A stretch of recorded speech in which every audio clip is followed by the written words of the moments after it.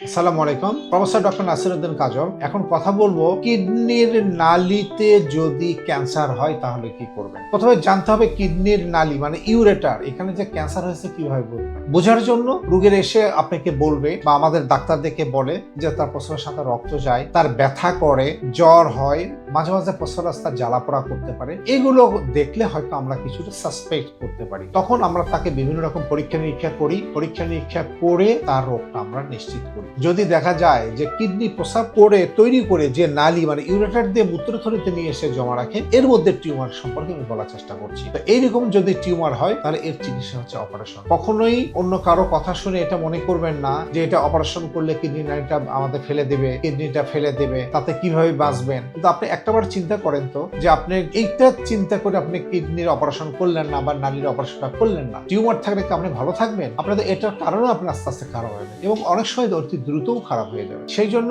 যদি আপনার ধরা পড়ে যে ইউরেটারে আর আপনার টিউমার বা টিউমার জন্য এখানে খারাপ কোনো রোগ হয়েছে, মানে আমি বলেই দিলাম যে ক্যান্সার জাতীয় রোগ হয়েছে, তাহলে আপনি কারোর সাথে কথা বলবেন না, কারো কথাও শোনার দরকার নেই। আপনি ডাক্তারের কথা শুনবেন, আপনার ইউরোলজিস্টকে দেখাবেন, ইউরোলজিস্টের কথা শুনে উনি যেভাবে কথা বলেন সেইভাবে চিকিৎসা নেবেন এবং আপনি যদি পরিপূর্ণ চিকিৎসা নিতে পারেন, অ্যাপ্রোপ্রিয়েট চিকিৎসা যদি নিতে পারেন তাহলে আপনি ভালো থাকবেন। এটাই বলতে পারি। ধন্যবাদ।